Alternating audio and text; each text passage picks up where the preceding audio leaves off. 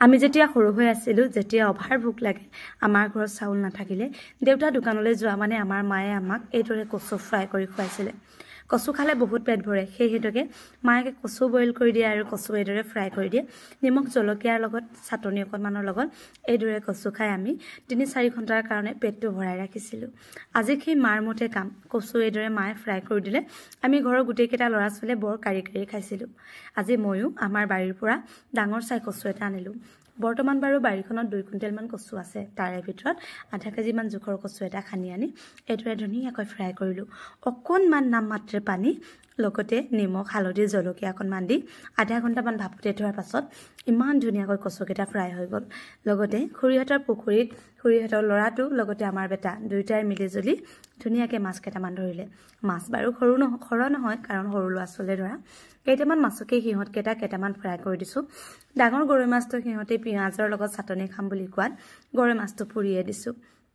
এতিয়া যেহেতু 1 মানে বাজিব হল ভাতৰ যোগাৰ কৰিব লাগে কাৰণ ঘৰত লাগি আছে মিষ্টি সেই হেতুকে ভাত কিটাও হল কুকাৰত দালিও পাতিলো আৰু এতিয়া আমাৰ দুইটাৰ কাৰণে দুইটা নহয় তিনিটা লৰাও অকণমান খায় তিনিটাৰ কাৰণে বেঙেনা ভাজি আছো মাছকেইটা ফ্ৰাই হ'বলৈ অকণমান টাইম লাগিছে কাৰণ লৰাকেইটা অকণমান ৰঙা হলে মাছকেইটা খাই ভাল পায় হিমান দেৰি মই চাও বেঙেনা কাটিও মোৰ বেঙেনাখিনি ভাজিব পৰা হ'ল আৰু এতিয়া ধুনীয়াকৈ মাছকেইটা ফ্ৰাই কৰিও বেঙেনা ভাজি কৰিও আমি এতিয়া ভাত খাবলৈ উলিয়াইছো পাকঘৰটো দেখিছাকে আপোনালোকে ভাবিছে ইমান কিবাকিবি বস্তা ৰাখি থৈছে হয় কাৰণ আমাৰ ধানখিনি বাহিৰৰ ৰুমত কেইটাতে আছিলে বাহিৰৰ ৰুমত যেহেতু এতিয়া কাম চলি আছে ধানখিনিনো কলেনো বেলেগকে ভঁৰাল এটা এতিয়া বনাব পৰা নাই য'ত ভঁৰালটো বনাম বুলি ধুনীয়াকৈ ভীম দি থৈছো তাত আকৌ এতিয়া বৰ ডাঙৰ জিকাজোপা লাগি আছে কাটিবতো নাপায় সেই হেতুকে পাকঘৰটো যেহেতু তলৰখিনি ফ্লো মৰা আছিলে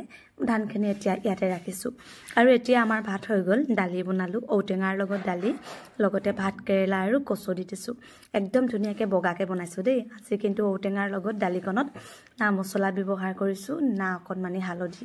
একো নাই দিয়া ঔটেঙাৰ সোৱাদ নাইকিয়া কৰি দিয়ে নহলে কিবা কিবি দিলে ঔটেঙাৰ জোলটো বা এইদৰে খাইহে ভাল লাগে লগতে গৰৈ মাছৰ পিটিকাটো কৰিবলৈ অকণমান মিঠাতেল দিলে খাই বেছিকৈ ভাল লাগে আমি আৰু ডাঙৰ কেইটাই গৰৈ মাছৰ পিটিকা নাখাওঁ ল'ৰাটো আৰু খুৰীহঁতৰ ভাইটিয়ে খাব দুইটাৰ কাৰণে দুটা লাডু কৰি দিলো লগতে আমাৰ ভাত ৰেডি আৰু কচুকেইটা আমি যিদৰে ফ্ৰাই কৰিছিলো চাহৰ লগতো খাব পাৰে নতুবা ভাতৰ লগতো খাব পাৰে নতুবা এনেও খাব পাৰে আকৌ মানুহজন আৰু ভাইটিয়ে ক'লে যে ভাতৰ লগত পিটিকা কৰি খাম সেই হেতুকে কচু প্লেটখনো কাঁহীখনো এইদৰে আমাৰ সন্মুখত উলিয়াই ল'লো আৰু বহুতে সোধে যে তোমালোকৰ ঘৰলৈ আলহী আহিলে তোমালোকৰ বাৰীত থকা শাক পাচলিবোৰ কিয় বাৰু নোখোৱা এনেকুৱা হয় কিছুমান আলহী আমাৰ ঘৰলৈ আহিলে বহু খৰধৰ কৰে খৰধৰৰ পৰা খুৱাবই নোৱাৰো